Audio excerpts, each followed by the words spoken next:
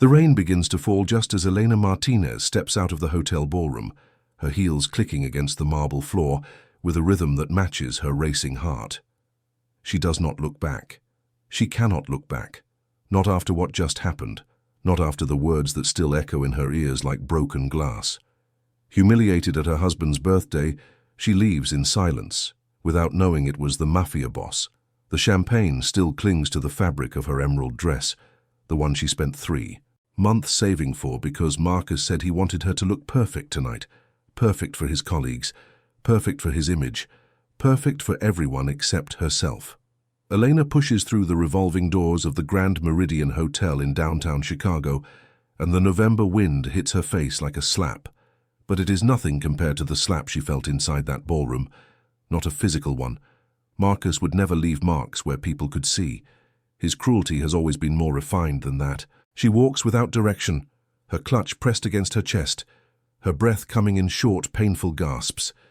The city rises around her in towers of glass and steel, indifferent to her pain, indifferent to the tears that mix with the rain on her cheeks. Inside the ballroom, 200 guests had gathered to celebrate Marcus Whitfield's 40th birthday. The decorations alone cost more than Elena's annual salary as a pediatric nurse. Crystal chandeliers, imported orchids, a jazz quartet playing, standards that no one really listened to, and Marcus standing at the center of it all, accepting congratulations like a king receiving tribute. Elena had spent the entire evening by his side, smiling until her face ached, laughing at jokes that were not funny, pretending that everything was fine.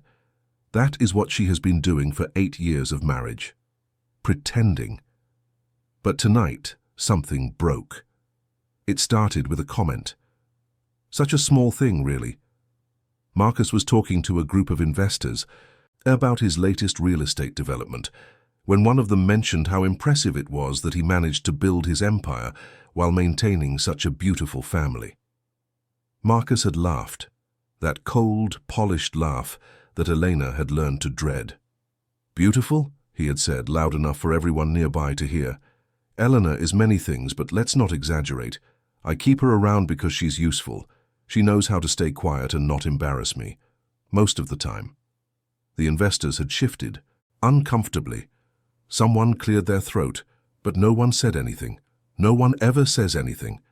Elena had stood there, frozen, the champagne glass trembling in her hand. She wanted to scream. She wanted to throw the drink in his face. She wanted to tell everyone in that room what Marcus Whitfield really was behind closed doors. The controlling behavior, the constant criticism, the way he made her feel like she was nothing without him. Instead, she did what she always does. She smiled. She excused herself to use the restroom, and then she walked straight out the front door. Now she finds herself on Michigan Avenue, the famous shopping district that she used to love visiting before her life became a series of obligations and apologies. The stores are closed at this hour, their windows dark, displaying mannequins frozen in poses of artificial happiness. Elena stops walking. She realizes she has no idea where she is going. She cannot go home. Not yet. Home is Marcus's penthouse on Lakeshore Drive, a gilded cage with a view of the water that she is not allowed to enjoy. Home is where Marcus will eventually return, drunk and angry, demanding to know why she embarrassed him by leaving his party early. She has no friends left. Marcus made sure of that. Over the years, he isolated her from everyone she loved, convincing her that they were the problem, not him. Her parents are gone. Her sister moved to Seattle 3 years ago, and they have not spoken since Marcus intercepted one of her calls and told her that Eleanor did not want to see her anymore. Eleanor is alone, completely and utterly alone. She keeps walking, not caring that her designer heels are being ruined by the wet pavement, not caring that her makeup is running down her face, not caring about anything except putting distance between herself and that hotel. 3 blocks later, she turns down a side street, looking for somewhere to sit and catch her breath. That is when she sees it. A small cafe with warm light spilling from its windows, still open despite the late hour. The sign above the door reads "Nocturne" in elegant script. Elena pushes open the door, and a bell chimes softly to announce her arrival. The interior is intimate and sophisticated, with dark wood paneling, leather booths, and the low hum of jazz playing from hidden speakers. It is almost empty at this hour, a bartender polishing glasses, a couple in the corner speaking in whispers, and one man sitting alone at the bar, his back to the door. Elena takes a seat at a small table near the window, as far from the other patrons as possible. She does not want to talk to anyone. She does not want to exist. She just wants to sit in this warm, quiet space and figure out what to do next. A server approaches, a young woman with kind eyes and a name tag that reads, Sophie. "Rough night?" Sophie asks, her voice gentle. Eleanor looks up, surprised by the simple act of someone noticing her. "Is it that obvious?" Sophie smiles, sympathetically. "The mascara is a bit of a giveaway. Can I get you something? On the house. Just water, please. And maybe some napkins." Sophie nods and disappears, returning moments later with a glass of water, a stack of napkins, and a small plate of biscotti that Elena did not ask for, but appreciates nonetheless. "Take your time," Sophie says. "We're open until 2. Elena spends the next hour at that table, slowly pulling herself together. She cleans her face. She drinks her water. She stares out the window at the rain and thinks about her life, about all the choices that led her to this moment. She married Marcus when she was 24. He was charming then, successful, older. He made her feel special, like she was the only woman in the world. She did not see the warning signs until it was too late. The jealousy that he disguised as love, the control that he called protection, the cruelty that he claimed was just honesty. By the time she understood what she had gotten herself into, she was trapped. No money of her own, Marcus controlled all their finances. No support system, Marcus had dismantled it piece by piece. No self-worth, Marcus had eroded it with years of calculated manipulation. But tonight, something shifted. Sitting in that cafe, watching the rain slide down the window, Eleanor feels something she has not felt in a very long time. Anger, not the suppressed, internalized anger that she has carried for years. Real anger, righteous anger, the kind that makes you want to stand up and do something, even if you do not know what that something is yet. She is 32 years old. She has a nursing degree that she has not used in 3 years because Marcus convinced her that she did not need to work. She has nothing that belongs to her, nothing except the clothes on her back and the small emergency fund she has been secretly building for the past 6 months, $3,000 hidden in an account that Marcus does not know about. It is not enough, but it is something. Elena is so lost in thought that she does not notice the man from the bar approaching until he is standing right beside her table. "Excuse me." She looks up, startled. The man is tall, perhaps 6'2", with dark hair that is slightly disheveled from the rain. His eyes are grey, the color of storm clouds, and there is something about the way he carries himself that commands attention without demanding it.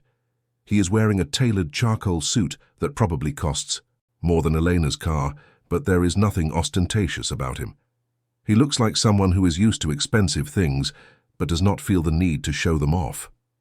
"I'm sorry to disturb you," he says, his voice low and controlled. "But I noticed you came in alone and you seem upset. I just wanted to make sure you're all right." Elena's first instinct is to dismiss him. She has had enough of men for one lifetime. But there is something in his tone that stops her. It is not predatory. It is not flirtatious. It is simply concerned. "I'm fine," she says automatically. The words taste like lies. The man raises an eyebrow slightly, as if he can hear the untruth as clearly as she can. But he does not push. "If you say so," he replies. "But if you need anything, I'll be at the bar. My name is Dominic." He turns to leave, and Elena should let him go. She should return to her water and her thoughts and her anger. But something makes her speak. "Wait." Dominic stops and looks back at her. "Why?" Elena asks. "Why would you care if a stranger is all right?" It is a genuine question, and Dominic seems to consider it carefully before answering. "Because sometimes," he says slowly, "the difference between surviving a bad night and not surviving it comes down to one person noticing that something is wrong. The words hit Elena harder than she expects. She thinks about all the nights when she wished someone would notice, all the times she silently screamed for help in a room full of people who were too busy or too polite to see. "Sit down," she says, "please." Dominic does not hesitate. He takes the seat across from her, his movements fluid and deliberate. Up close, Eleanor can see that he is older than she initially thought, probably late 30s, with fine lines around his eyes that suggest he has seen more than his share of difficult nights. "I'm Elena," she offers. "It's nice to meet you, Elena, though I wish the circumstances were better." She almost laughs. "You and me, both?" They sit in silence for a moment, and Elena finds that it is not uncomfortable. There is no pressure to fill the space with words, no expectation that she explain herself. Dominic simply waits, patient as stone. Finally, Elena speaks. "I just walked out of my husband's birthday party." "And left him there alone?" "He wasn't alone. He had 200 of his closest business associates to keep him company." The bitterness in her voice surprises her. "Besides, I don't think he's noticed I'm gone yet. He's too busy enjoying being the center of attention." Dominic nods slowly. "Sounds like a difficult marriage." "That's one word for it." "What word would you use?" Elena thinks about it. "A mistake," she says finally. "A very long, very expensive mistake." Dominic does not offer sympathy or advice. He does not tell her to leave her husband or to work things out. He just listens, really listens, in a way that Marcus never has. "The worst part," Elena continues, the words tumbling out, "now that she has started, is that I knew. Deep down I knew from the beginning that something was wrong, but I ignored it. I told myself I was being paranoid, that every relationship has problems, that he would change once we were married." She laughs bitterly. "He changed, all right, he got worse." "People show you who they are," Dominic says quietly. "The mistake isn't in believing them the first time. The mistake is in not believing them the second time." Elena looks at him, really looks at him for the first time. There is depth in those grey eyes, shadows that hint at his own difficult past. This is not a man who has lived an easy life, despite his expensive suit and polished manner. "You sound like you speak from experience," she says. "Everyone has a past," Dominic replies. "The question is whether you let it define your future." Their conversation continues, meandering through topics both serious and light. Eleanor learns that Dominic owns several businesses in Chicago, though he is vague about the specifics. He has a younger sister who lives abroad and a mother who passed away 5 years ago. He has never been married, though he was engaged once, a long time ago. "What happened?" Elena asks. "She decided that my life was too complicated for her," Dominic says. "She wasn't wrong." There is pain in those words, old pain that has scarred over, but never fully healed. Eleanor recognizes it because she carries her own version of the same wound. The hours pass without either of them noticing. The rain stops and starts again. The other patrons leave and new ones arrive.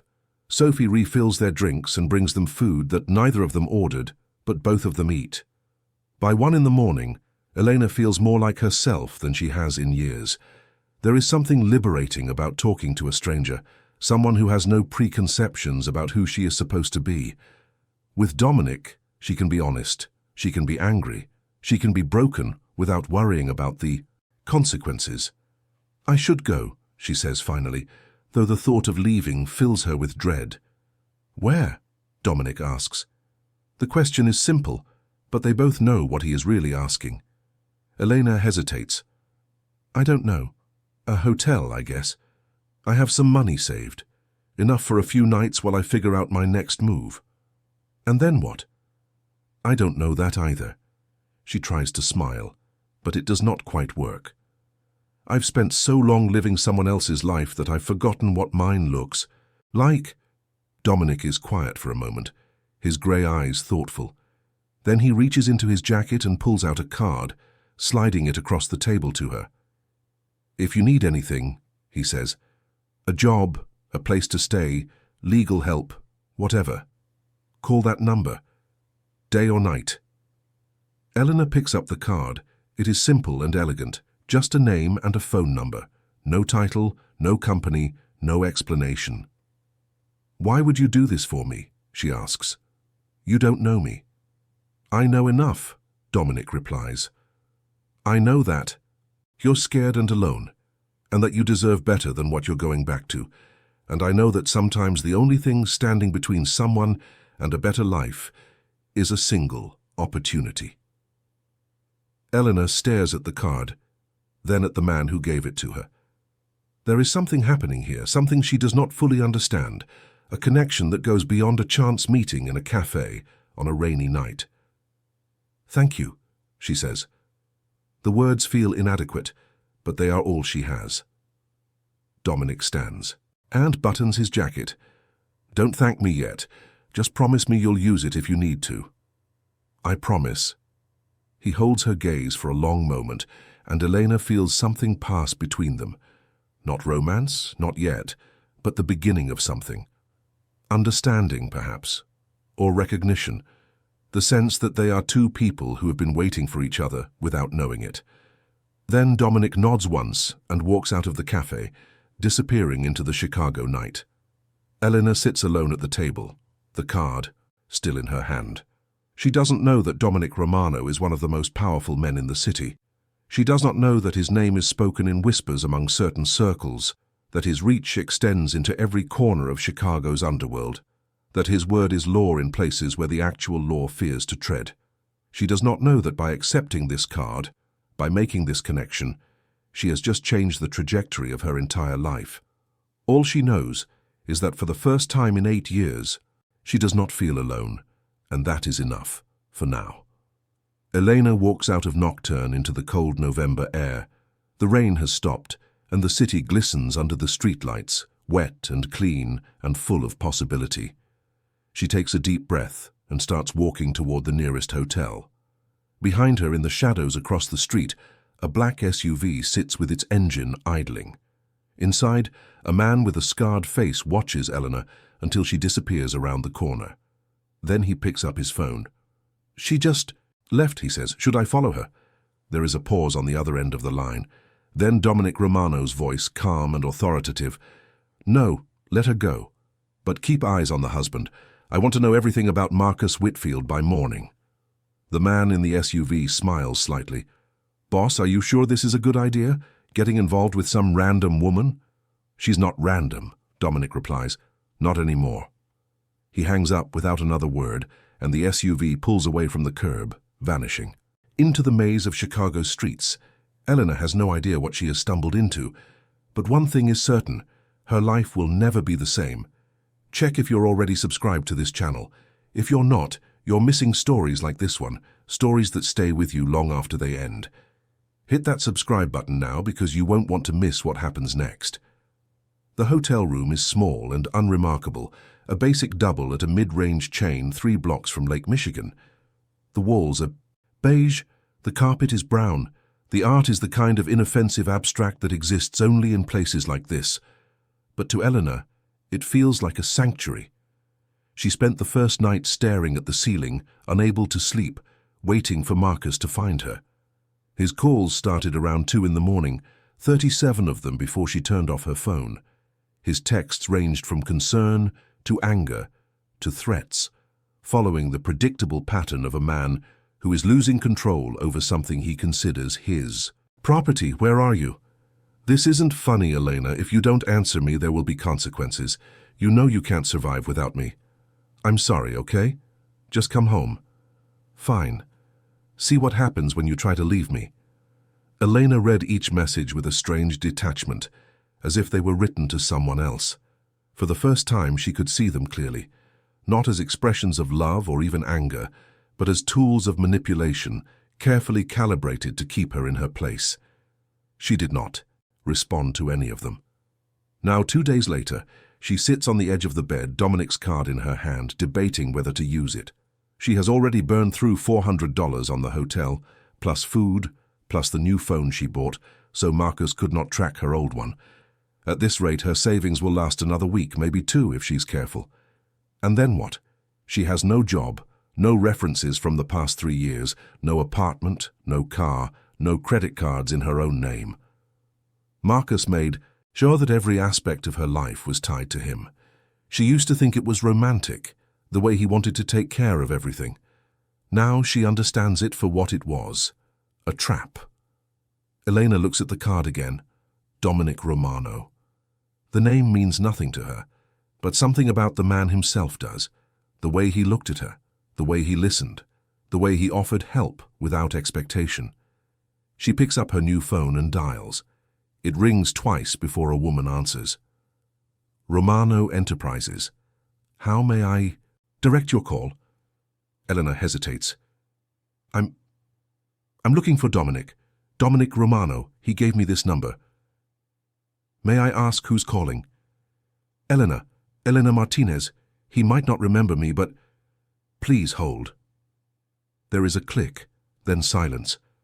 Elena's heart pounds in her chest as she waits, suddenly convinced that this was a mistake, that she misread the situation, that Dominic was just being polite and never expected her to actually call. Then his voice comes through the line, low and familiar. Elena, I was hoping I'd hear from you. Relief floods through her, so powerful it makes her dizzy. You remember me? Of course I remember you. There is warmth in his tone, but also something else, concern. Are you all right? Are you safe? I'm in a hotel. I left Marcus that night after we talked. I haven't been back. Good, that's good. A pause. Have you eaten today? The question catches her off guard. What? Eaten. Food. Have you had any? Elena tries to remember. She had half a sandwich yesterday, maybe. Some coffee this morning. I'm fine. That's not an answer. She can almost hear him frowning through the phone. Where are you staying? She tells him, and there is a moment of silence. I'm sending a car, Dominic says. It'll be there in 20 minutes. I want you to get in and let it bring you somewhere safe. Safe? Safer than where you are now. Marcus Whitfield has connections, Elena. If he wants to find you, a hotel under your real name is the first place. He'll look. Ice runs through Elena's veins. She had not thought of that. She checked in with her driver's license, used her credit card to hold the room. She might as well have left a trail of breadcrumbs. How do you know about Marcus's connections? She asks. Another pause, longer this time. I know a lot of things about a lot of people. It's part of my business. Get in the car, Elena. I'll explain everything when you arrive. The line goes dead. Elena stares at the phone for a long moment, her mind racing. Every instinct she has tells her that this is crazy, that getting into a stranger's car and letting it take her to an unknown location is exactly the kind of thing that ends badly. But another part of her, the part that sat in that cafe and felt seen for the first time in years, trusts Dominic Romano. Against all logic, against all common sense, she trusts him. She gathers her few belongings into her bag and heads down to the lobby to wait. The car arrives exactly 20 minutes. Later, a sleek black sedan with tinted windows. The driver is a middle-aged man with a polite smile and a professional demeanor. He opens the back door for Elena without a word. Where are we going? She asks as she slides inside. To Mr. Romano's residence, ma'am. It's about a 40-minute drive. The car pulls away from the hotel and merges into traffic. Elena watches the city pass by through the tinted glass, the familiar landmarks of downtown giving way to residential neighborhoods, then to the wealthy enclaves of the North Shore. The houses grow larger and more elaborate, surrounded by walls and gates and the kind of manicured landscaping that requires a full-time staff to maintain. Finally, the car turns onto a private road and approaches a gate flanked by stone pillars. The driver speaks into an intercom and the gate slides open silently. They continue up a winding driveway lined with oak trees, their branches bare in the November cold, until the house comes into view. It is not a house. It is an estate. 3 stories of grey stone and glass, modern and elegant, with floor-to-ceiling windows that look out over a vast lawn sloping down to a private lake. The architecture is clean and minimalist, nothing like the ostentatious McMansions that Marcus always admired. This building whispers wealth rather than shouting it. The car stops at the front entrance, and a man in a dark suit opens Elena's door. He is young, maybe late 20s, with sharp features and watchful eyes that miss nothing. "Mrs. Martinez, I'm Vincent. Mr. Romano asked me to escort you inside." Elena follows Vincent through the front door and into a foyer that takes her breath away. The ceiling soars 2 stories high, with a massive abstract sculpture suspended in the center like frozen lightning. The floors are polished concrete, the walls lined with art that Elena does not recognize but instinctively knows is valuable. "This way, please." Vincent leads her through a series of rooms, each more impressive than the last. A formal living room with leather sofas and a fireplace large enough to stand in. A library with walls of books from floor to ceiling. A dining room with a table that could seat 20. Finally, they arrive at a set of glass doors that open onto a covered terrace overlooking the lake. Dominic is waiting there, standing at a railing with his hands in his pockets, watching the grey water ripple in the wind. He turns as Elena approaches, and something shifts in his expression. Relief, perhaps, or satisfaction, or something deeper that she cannot name. "You came," he says. "You sent a car. I wasn't sure you'd get in it." Elena crosses her arms, suddenly aware of how out of place she must look in this world of wealth and power. "I almost didn't, but then I thought about what you said, about Marcus's connections, about how he could find me." Dominic nods slowly. He's already looking. He filed a missing persons report this morning. "What?" "He's claiming you had a mental breakdown and disappeared. He's worried about your safety." The irony in Dominic's voice is sharp. He's very convincing. The police are taking it seriously. Elena feels the ground shift beneath her feet. Of course Marcus would do something like this. Of course he would twist the narrative to make her look unstable, to make himself look like the concerned husband. It is exactly the kind of move he's been making for their entire marriage. "I'm not crazy," she says. "I'm not having a breakdown. I just left. I know that. But the authorities don't, and more importantly, Marcus's lawyers don't. If they find you before you have a chance to tell your side of the story, he could have you committed, or at least make your life very, very difficult." The implications sink in slowly. Marcus is not just trying to find her. He is trying to destroy her, to discredit her, to make sure that if she ever tries to leave him publicly, no one will believe a word she says. "What do I do?" Elena asks, hating how small her voice sounds. Dominic turns to face her fully, his grey eyes serious. "You let me help you. You stay here, where my people can keep you safe. You work with my lawyers to build a case for divorce that Marcus can't worm his way out of. And you trust me when I tell you that by the time this is over, Marcus Whitfield will never be able to hurt you again." It is a lot to take in. Too much, maybe. Elena's head is spinning with questions and doubts, and the nagging voice that tells her she should be more suspicious of a man who barely knows her, but is offering to upend his entire life on her behalf. "Why?" she asks. "Why would you do all this for me?" Dominic is quiet for a long moment, his gaze fixed on hers with an intensity that makes it impossible to look away. "Because I've seen what men like Marcus do to the people they claim to love," he says finally. "Because I've watched it destroy someone I cared about, and I swore I would never stand by and let it happen again if I had the power to stop it." He pauses. "And because you walked into that cafe looking like the world had beaten you down, and you still had enough fight in your eyes to keep going. That means something." Eleanor does not know what to say.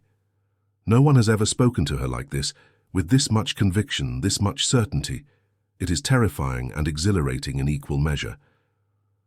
"Okay," she says at last. "I'll stay. For now." Dominic nods, a hint of a smile touching his lips. "Good. Vincent will show you to your room. Get some rest, Elena. Tomorrow we start fighting back." He walks past her into the house, and Elena is left standing on the terrace, staring out at the lake. The water is dark and still, reflecting the grey November sky. In the distance a bird calls, lonely and haunting. She thinks about everything that has happened in the past 3 days. Walking out of Marcus's party, meeting Dominic in the cafe, checking into the hotel, getting into the car, standing here now in the home of a man she barely knows, but who sees her in ways her husband never did. It feels like the beginning of something. Something terrifying. Something beautiful. Something that could change everything. Eleanor takes a deep breath and follows Vincent into the house. 3 weeks pass. Eleanor settles into life at Dominic's estate with surprising ease, though settled might not be the right word. Nothing about her situation feels settled. Every morning, she wakes up in the spacious guest room on the 2nd floor, with its views of the lake and its crisp white linens, and spends a few seconds remembering where she is and how she got here. Then reality comes flooding back, and she forces herself to get out of bed and face another day. The house is staffed by a small army of people whose purposes Elena is only beginning to understand. There is Mrs. Chen, the housekeeper, a formidable woman in her 60s who runs the domestic operations with military precision. There is Carlos, the cook, a jovial man from Mexico who insists on feeding Elena 3 meals a day, whether she is hungry or not. There is Vincent, who seems to function as some kind of assistant or bodyguard to Dominic, always nearby, but never intrusive. And then there is Dominic himself. He is gone most days, attending to business matters that he never fully explains. When he is home, they share meals together, long conversations that range from philosophy to film to childhood memories. Elena learns that he grew up poor in South Chicago, the son of immigrants who worked themselves to exhaustion to give their children a better life. She learns that his father died when he was 16, that he had to drop out of school to support his mother and sister, that everything he has built has been built through sheer determination and ruthless ambition. What he does not tell her, not in so many words, is how he built his empire. But Elena is not stupid. She sees the men who come and go at odd hours, speaks in whispers, treats Dominic with a deference that borders on fear. She overhears fragments of conversations about shipments and territories and problems that need to be handled. She notices the way Vincent's hand sometimes moves toward his hip, as if reaching for something that is not there. She knows what Dominic is, or rather, she suspects, and her suspicions grow stronger with each passing day. But here is the strange thing. It does not scare her. Maybe it should. Maybe she should be running from this house, from this man, from the dangerous world he inhabits. But Elena has lived with a different kind of danger for 8 years, the kind that wears a suit and attends charity galas and destroys you slowly from the inside out. Compared to that, Dominic's brand of darkness seems almost honest. At least with him, she knows the monster exists. Marcus spent their entire marriage pretending to be something he was not. The divorce proceedings are moving forward, slowly. Dominic's lawyers are the best money can buy, a team of sharks in designer suits who are methodically dismantling Marcus's financial defenses. They have already uncovered evidence of hidden accounts, fraudulent tax filings, and business deals that skirt the edge of legality. More importantly, they have documented years of emotional manipulation, carefully building a case that Marcus cannot simply charm his way out of. Marcus, for his part, is not going quietly. His missing persons report was dismissed after Elena gave a statement to the police, but he has moved on to other tactics. He has frozen their joint bank accounts. He has contested every document, every claim, every request. He has given interviews to local media portraying himself as a devoted husband whose wife abandoned him without explanation. The public narrative is shifting against Elena, and there is nothing she can do about it, except wait. It is during one of these waiting periods, on a Tuesday afternoon in early December, that Eleanor discovers something about Dominic's house that changes everything. She is exploring, which she has taken to doing when the walls feel like they are closing in. The estate is vast enough that she still finds new rooms, new corridors, new secrets. Today, she has wandered into the West Wing, an area she has not visited before. The hallway is quiet, lined with doors that are mostly closed, leading to guest rooms and storage spaces and other mysterious purposes. At the end of the hall, one door, stands slightly open. Light spills through the gap, catching Elena's attention. She should walk away. She knows she should. But curiosity has always been her weakness, the part of her that gets her into trouble. She pushes the door open and steps inside. It is a bedroom, smaller than hers, but no less elegant. The walls are painted a soft pink, and the furniture is scaled down, sized for a child. There are stuffed animals on the bed, books on the shelves, drawings pinned to a corkboard above a small desk. And in the center of the room, sitting cross-legged on the floor with a sketchpad in her lap, is a little girl. She looks up as Elena enters, her dark eyes wide with surprise. She is maybe 7 or 8 years old, with curly black hair pulled back in 2 puffs, and a face that is startlingly familiar. Those eyes, that jawline, that expression of guarded curiosity. She looks like Dominic. "Who are you?" the girl asks. Her voice is steady, unafraid. She has her father's composure, Elena thinks, and then her father.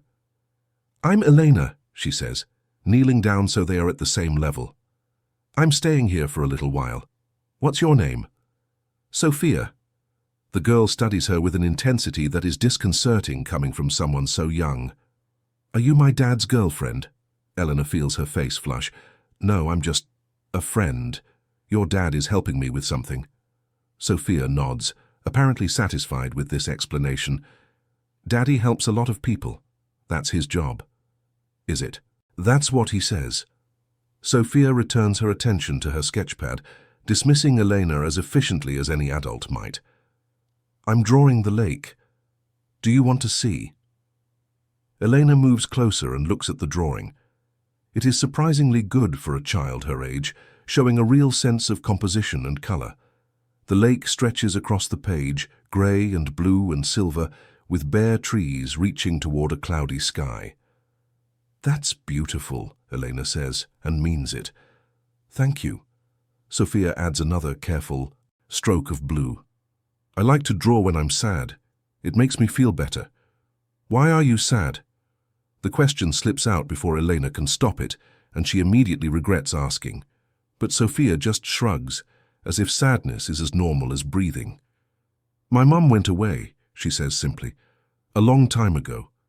Sometimes I still miss her." Eleanor's heart cracks open. She knows that feeling, the absence that never quite fades, the longing for someone who is no longer there. She felt it when her own mother died, and again when Marcus systematically cut her off from everyone she loved. "I'm sorry," Elena says. "I know what it's like to miss someone." Sophia looks up at her, those dark eyes suddenly piercing. "Do you have a mum?" "Not anymore. She passed away a few years ago." "That's sad." Sophia is quiet for a moment. "But at least you got to have her for a while." Some people don't even get that. The wisdom in those words coming from such a young mouth takes Elena's breath away. This child has seen too much, understood too much. She has been shaped by loss in ways that no child should have to be. "Sophia?" Dominic's voice comes from the doorway, and both Elena and the girl turn to look at him. He is standing in the entrance, his expression unreadable, his eyes moving between his daughter and the woman kneeling beside her. "Daddy!" Sophia jumps up and runs to him, wrapping her arms around his waist. He catches her effortlessly, lifting her into his arms as if she weighs nothing. "What are you doing out of your room, Piccola?" he asks, his voice soft in a way Elena has never heard before. "Mrs. Chen said you were taking a nap." "I wasn't tired, and then Elena came to visit." Sophia looks back at Elena with a smile. "She's nice, Daddy. Can she stay?" Dominic meets Elena's eyes over his daughter's head. There is something complicated in his gaze, a mix of emotions that she cannot quite decipher. "We'll see," he says. "Now go find Mrs. Chen and ask her for a snack. I need to talk to Elena alone." Sophia nods and wriggles out of his arms, pausing at the door to wave goodbye to Elena before disappearing down the hallway. The silence that follows is heavy with unspoken questions. "You didn't tell me you had a daughter," Elena says finally. "I don't tell most people." Dominic moves into the room, picking up one of Sophia's drawings from the desk and studying it. It's safer that way. Safer for who? For her. He sets the drawing down and turns to face Elena. My world is dangerous, Elena. You've probably figured that out by now. There are people who would hurt Sophia just to get to me. Keeping her existence quiet is the only way I can protect her. Elena absorbs this, adding it to the growing picture she has of Dominic Romano, crime boss, philanthropist, father. Each revelation adds another layer to a man who refuses to be easily categorized. Her mother, Elena asks, died when Sophia was 3. Cancer. The word falls like a stone into still water. I raised her alone after that. With help, obviously, but alone in all the ways that matter. I'm sorry. Don't be. It was a long time ago. But his eyes say otherwise. Some wounds never fully heal. They just become part of the landscape. She's remarkable, Elena says. Sophia, I mean. The way she talks, the way she sees things. She's special. Something shifts in Dominic's expression, a softening that Elena has not seen before. She's the best thing I've ever done, he says quietly. Everything else, the money, the power, the empire, it means nothing compared to her. Elena believes him. For the first time since she arrived at this house, she truly believes she understands Dominic Romano. He is not just a powerful man playing games with other powerful men. He is a father protecting his child, doing whatever it takes to build a world where she can be safe. It is the same thing Elena would have done if she had ever had the chance. Can I spend time with her? Elena asks. While I'm here, I think we might be good for each other. Dominic considers this for a long moment. Then, slowly, he nods. She could use a friend, he admits. Someone who isn't paid to take care of her. Someone who doesn't see her as a liability or an asset. Just someone who sees her as a kid. I can do that. I know you can. He holds her gaze, and something passes between them. A recognition, an understanding, a connection that goes deeper than words. That's why I'm saying yes. From that day forward, Eleanor and Sophia become inseparable. They draw together, read together, watch movies together, build elaborate blanket forts in the living room that Mrs. Chen pretends to disapprove of, but secretly photographs. Sophia teaches Eleanor about her favorite books and shows, while Eleanor tells her stories about working in the hospital, about the babies she helped bring into the world, about the families she watched grow. And slowly, almost imperceptibly, something changes in the house. The atmosphere lightens. Laughter echoes through halls that have been too quiet for too long. Even Dominic, who spends most of his days dealing with problems that Eleanor cannot imagine, seems different. More relaxed, more present, more human. One evening, as Eleanor tucks Sophia into bed after reading her a story, the little girl grabs her hand and holds it tight. Eleanor. Yes, sweetheart. Are you going to stay? Forever, I mean. The question pierces Eleanor's heart like an arrow. She does not know how to answer. Her divorce is still pending. Her future is still uncertain. She does not even know what forever would look like in a situation like this. But she looks down at Sophia's hopeful face, and she knows what she wants to say. I'm going to stay as long as I can, she promises. And no matter what happens, I'll always be your friend. Okay? Sophia nods, satisfied. Okay. She closes her eyes and is asleep within minutes, leaving Elena sitting beside her bed in the soft glow of the nightlight. Elena watches her breathe, this child who has lost so much and loves so fiercely, and feels something shift inside her own chest. It is not just friendship she feels for Sophia. It is something deeper, something maternal, something that has been dormant inside her for years, waiting for a chance to bloom. She does not hear Dominic enter the room, does not know he is there, until he speaks. She loves you, he says softly. Eleanor turns to find him standing in the doorway, watching. Them with an expression that makes her pulse quicken. I love her too, she admits. I didn't expect to. But I do. Dominic moves to stand beside her, looking down at his sleeping daughter. In the dim light, his face is softer, younger, stripped of the armor he wears in his daily life. "She hasn't connected with anyone like this since her mother died," he says. "I was starting to worry she never would." "She just needed someone to see her," Elena says. "Really see her. Not as a responsibility or a complication. Just as herself." Dominic turns to look at her, and suddenly they are very close. Close enough that she can see the flecks of silver in his grey eyes, close enough to feel the warmth radiating from his body. "Someone like you," he says. "Someone like me." The air between them shifts, charged with something neither of them has acknowledged until now. Elena's heart hammers in her chest, and she is acutely aware of every inch of space between them, or rather, the lack of it. Before I continue this story, I want to pause and ask you something. If this moment is making your heart beat faster, if you're feeling what Elena is feeling right now, then leave a comment below with the words, "I believe in second chances." Let me know you're here. Let me know you're feeling this story the way I felt it when I wrote it.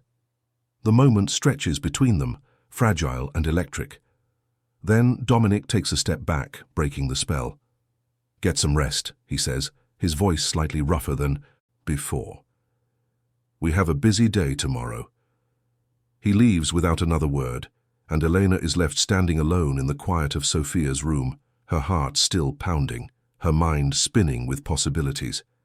Something is changing between them, something that cannot be ignored much longer, and for the first time in a very long time, Elena is not afraid of what comes next.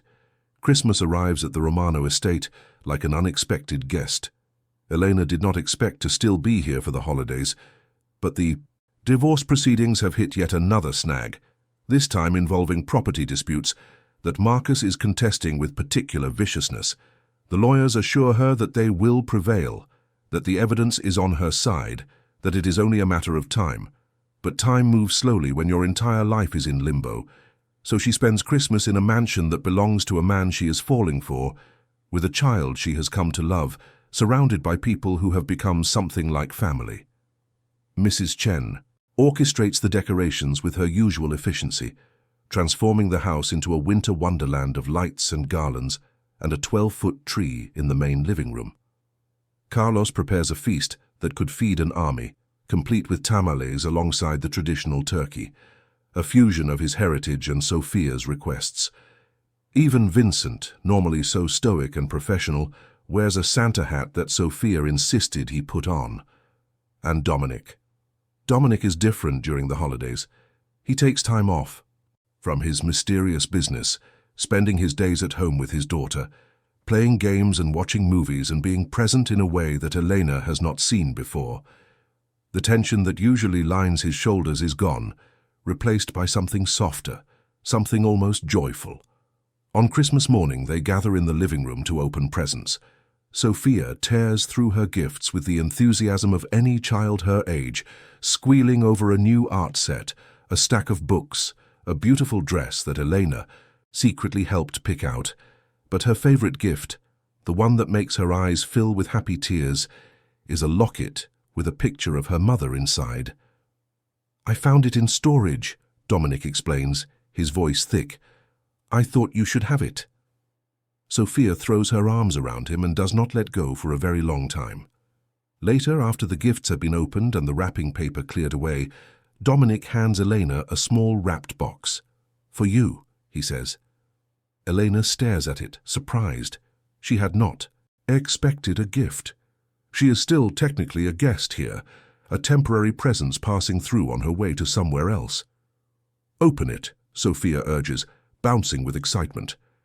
Inside the box is a bracelet, simple, elegant, a thin gold chain with a single charm, a butterfly. "For new beginnings," Dominic says, "and for the courage to spread your wings." Eleanor's eyes burn with tears she refuses to let fall. She thinks about everything she has been through, everything she has lost, everything she has found in this unexpected place. And she realizes that for the first time in years she feels hope. "Thank you," she whispers. "It's perfect."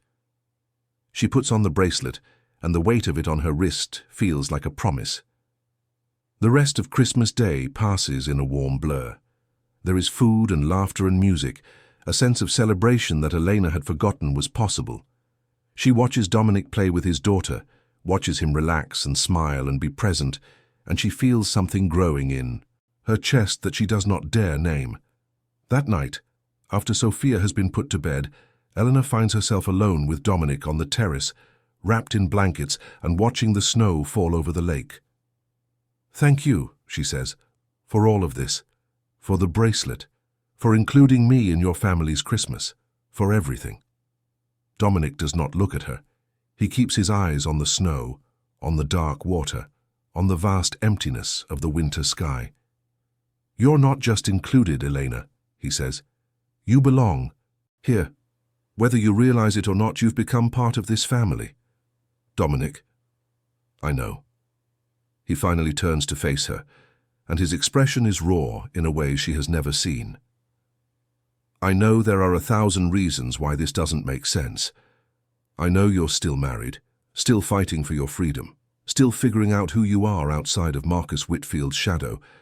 I know I'm not exactly the safest choice for someone who wants a normal life." "I don't want a normal life," Elena says, surprising herself with the conviction in her voice. "I've had normal. Normal was pretending everything was fine while my husband destroyed me from the inside out. Normal was smiling through pain and crying alone in the bathroom and never letting anyone see how broken I really was." She takes a breath, steadying herself. "What I want," she continues, "is real. I want something that's honest, even if it's complicated. I want someone who sees me, all of me, the broken parts and the healing parts, and everything in between." She meets his eyes, holding nothing back. "I want you." The words hang in the cold air between them, vulnerable and true. Dominic is silent for a long moment. Then, slowly, he reaches out and takes her hand, his fingers intertwining with hers. "I want you too," he says. "I've wanted you since the night you walked into that cafe, soaking wet and furious, and absolutely beautiful. I told myself it was just compassion, just the desire to help someone who needed it. But it was more than that. It was always more than that. Then what are we waiting for? Your freedom." He brings her hand to his lips, pressing a kiss to her knuckles. "I won't be the thing that complicates your divorce. I won't give Marcus ammunition to use against you. So we wait. We take this slow. And when you're finally free of him, when you can choose me without any shadows hanging over us, then what?" Dominic smiles, a real smile, the kind that transforms his entire face. "Then I'm going, to spend the rest of my life proving that you made the right choice." Elena leans into him, resting her head on his shoulder, and they stay there for hours, watching the snow fall and dreaming of a future that finally seems possible. January brings chaos. It starts with a phone call late at night, Dominic's voice sharp with tension as he speaks rapidly in Italian to someone on the other end. Elena watches from the doorway of his study, unable to understand the words but reading the danger in his posture. When he hangs up, his face is pale. "What happened?" she asks. "Marcus," Dominic says the name like a curse. "He's been doing some digging. He found out where you are, and he's hired people to bring you back." Elena's stomach drops. "What kind of people?" "The kind that don't take no for an answer." Dominic moves to his desk, pressing a button that Elena has never noticed before. Within seconds, Vincent appears in the doorway, fully alert despite the late hour. "We have a situation," Dominic says. "Get the team together. I want a full security sweep, doubled patrols, and eyes on the perimeter 24/7. No one gets in or out without my knowing about it." Vincent nods and disappears. Elena sinks into a chair, her mind racing. "How did he find me? We've been so careful." "Marcus has resources," Dominic says grimly. "More than I realized.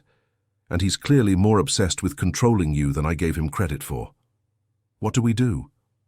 Dominic kneels in front of her, taking her hands in his. "We fight," he says. "We use every weapon we have, legal and otherwise. We make sure that Marcus Whitfield understands, once and for all, that you are not his property, that you will never be his property again. And if that doesn't work, then I handle it my way. The darkness in his voice should frighten Elena. Instead, it makes her feel safe, protected, like for the first time in her life, someone is willing to fight for her without reservation. I trust you, she says. I know. He presses a kiss to her forehead. Now get some sleep. Tomorrow we go to war. But sleep does not come. Eleanor lies awake in her room, listening to the sounds of the house preparing for siege. Footsteps in the hallway, whispered conversations, the quiet click of weapons being checked and loaded. She thinks about Marcus, about the man she married and the monster he became. She thinks about all the years she spent afraid, the years she lost trying to make a bad marriage work. She thinks about what she would do if he actually succeeded in taking her back, and she realizes, with a clarity that surprises her, that she would rather die than return to that life. The thought should terrify her.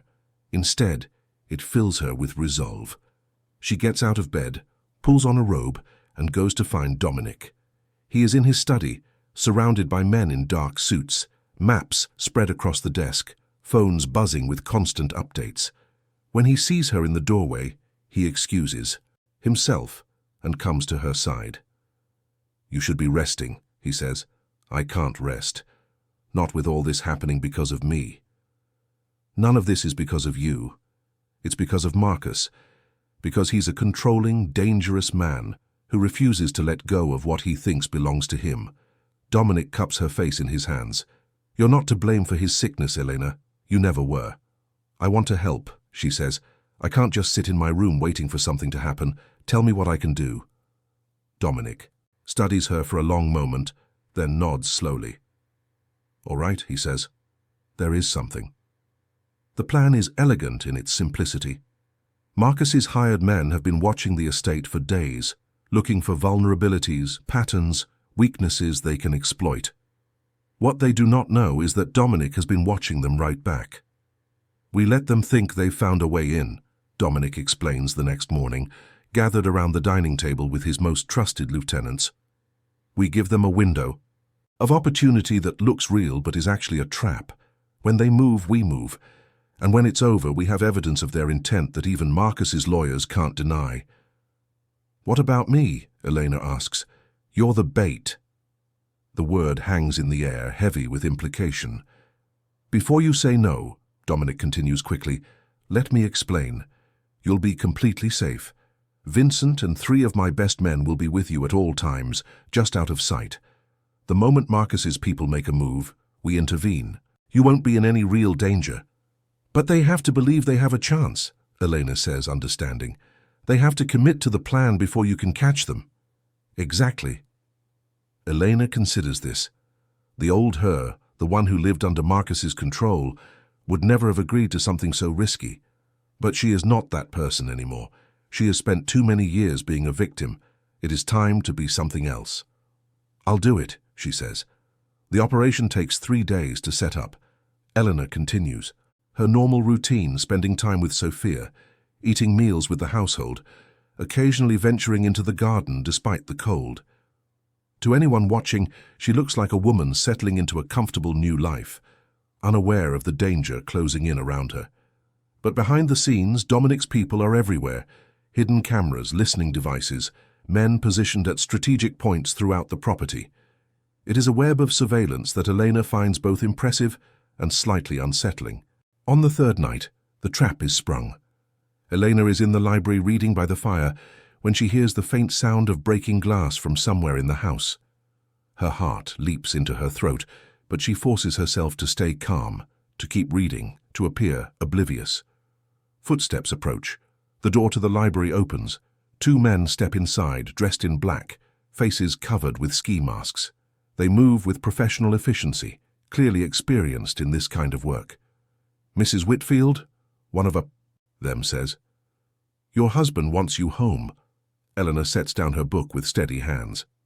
My name is Martinez, and I'm not going anywhere with you. The men exchange glances.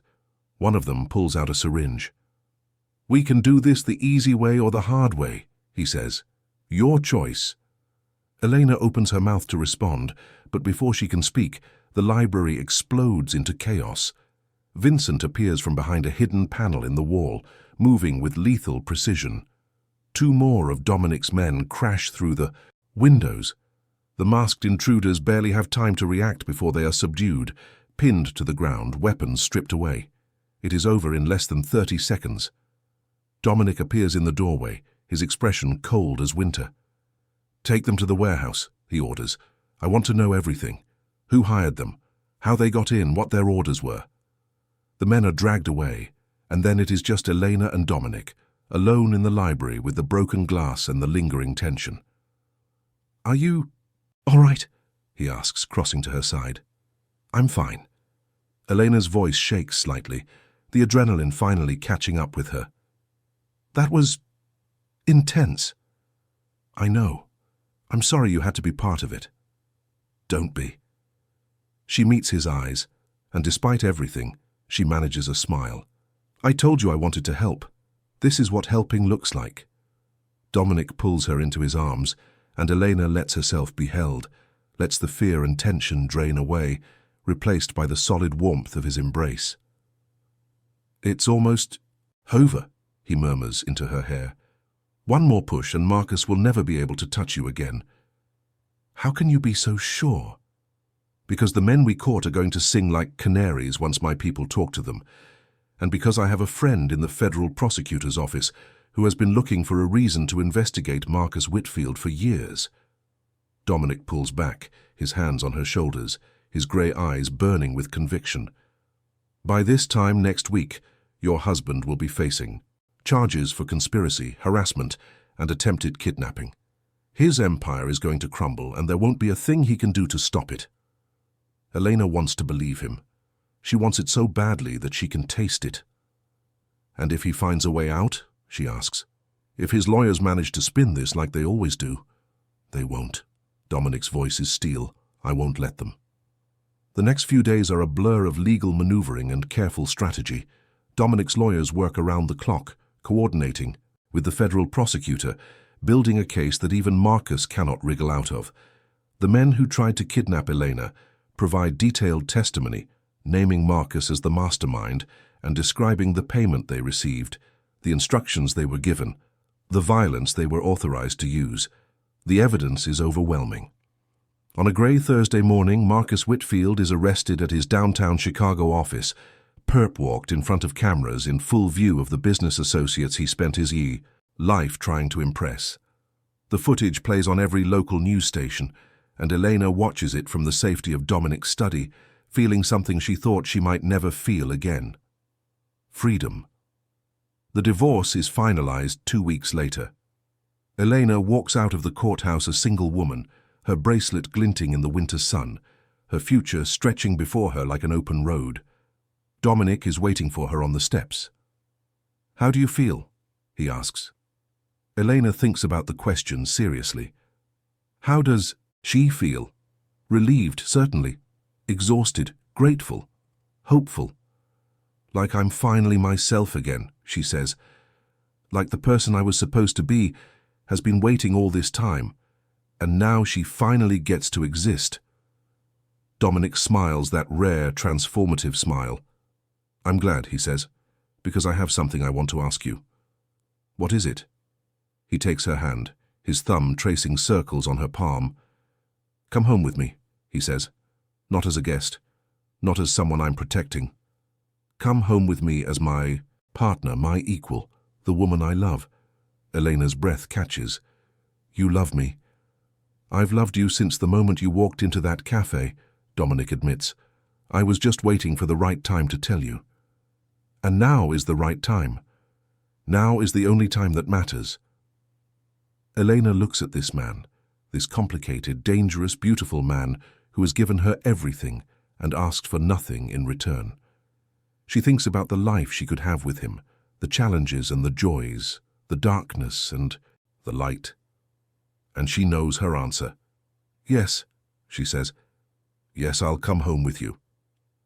Dominic sweeps her into his arms, kissing her deeply. and Elena tastes freedom and possibility and the first day of the rest of her life. 6 months later, spring has transformed the Romano estate into a garden of renewal. The trees that were bare when Elena first arrived are now heavy with green leaves, their branches swaying in the warm breeze. The lake shimmers under a clear blue sky, reflecting the light, like scattered diamonds. The air smells of fresh flowers and cut grass and something indefinably hopeful. Elena stands on the terrace, looking out at the view that has become so familiar, so beloved.